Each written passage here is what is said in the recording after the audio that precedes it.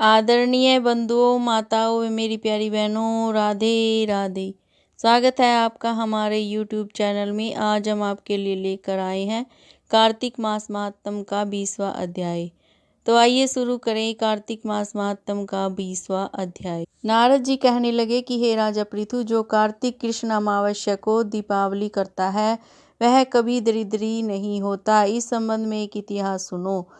थुरसेन देश में सत्य शर्मा नाम का एक अत्यंत दरिद्र ब्राह्मण रहता था। उसके मन में सदैव यही लालसा बनी रहती थी कि यदि मेरे पास धन हो तो मैं उसे दान आदि धार्मिक कार्यों में व्यय करूं।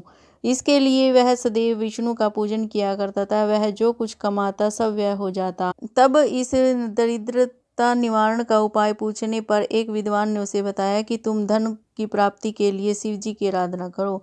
तब से वह शिव जी का उपासक बन गया। निदान 1 वर्ष बीतने पर एक दिन शिव जी ब्राह्मण का रूप धारण कर उसके पास आए और बोले कि हे विप्र, धन की प्राप्ति हेतु तुम राजा के पास जाकर उससे वरदान मांगो कि कार्तिक वदी अमावस्या को हमारे सिवाय और कोई अपने घर में दीपक न जलावे।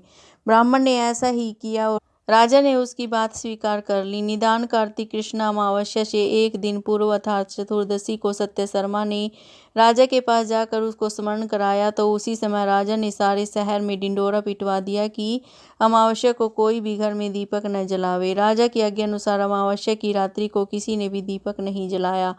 जब रात्रि को लक्ष्मी जी नगर में आई तो देखा सारे नगर में अंधेरा है, मगर एक ब्राह्मण का घर खूब सजा हुआ है, साथ ही दीपमाला से जगमग हो रहा है। लक्ष्मी जी प्रसन्न होकर जब उस घर में जाने लगी तो ब्राह्मण ने उसका रास्ता रोक लिया और कहने लगा कि हे भद्रे, तुम्हारा पति अति कठोर है और तुम अति चंचल हो, इस कारण तुम हमारे घर में प्रवेश मत करो। तब लक्ष्मी जी कहने लगी कि भगवान के शयन के समय मैं आई हूँ, अतः निश्चय करके तुम्हारे घर में निवास करूंगी।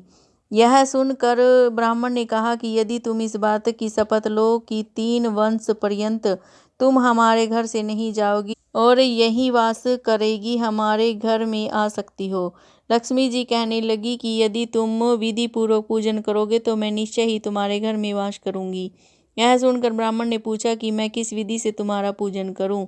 तब लक्ष्मी जी कहने लगी कि कार्तिक वदी अमावस्या को प्रातःकाल स्नान आदि करके देवता और पितरों का पूजन करो, सायंकाल हमारा पूजन करें। सबसे पहले स्वस्ति वाचन द्वारा गणेश जी का पूजन करें, फिर कुबेर का पूजन करके संकल्प करें, तत्पश्चात लक्ष्मी जी का पूजन करें। कैसा स्वरूप है लक्ष्मी जी का? कमल के आसन पर स्थित, कमल पुष्पों की माला धारण किए, कमल जैसे नेत्र वाली, गंभीर नाभि वाली, स्तन के भार से नम्र सुंदर वस्त्र वाली, देवताओं के हाथियों द्वारा मणियुक्त घड़ों से स्नान करने वाली, कमल पुष्प हाथ में लिए ऐसी लक्ष्मी मेरे घर में निवास करे। सर्वप्रथम लक्ष्मी जी को आसन दे, फिर पाद्य अर्घ्य आचमन स्नान वस्त्र धूप दीप नैवेद्य जल तांबूल सुपारी इन सब वस्तुओं को अर्पण करके नमस्कार करे, दीप जलावे और तामस रात्रि भगवान का कीर्तन करें। इस प्रकार कुबेर तथा लक्ष्मी जी का पूजन करके ब्राह्मणों को भोजन करावें, तत्पश्चात बंधु बांधवों सहित आप भी भोजन करें। सत्य शर्मा ने विधिवत इसी प्रकार किया, जिससे उससे बहुत सा धन धान्य प्राप्त हो गया। इसके बाद उसने अनेक यज्ञ भी किए। फिर सत्य शर्मा विरक्त होकर मथुरा जी चला गया और वहीं पर समाधिस्थ होकर विष्णु लोक को प्राप्त हुआ। बंधुओं, ये कार्तिक मास महात्म का 20वां अध्याय समाप्त हुआ। अगर आपको मेरी ये जानकारी अच्छी लगे तो प्लीज़ मेरे चैनल को सब्सक्राइब करें, लाइक और शेयर जरूर करें। आपका बहुत बहुत धन्यवाद। राधे राधे।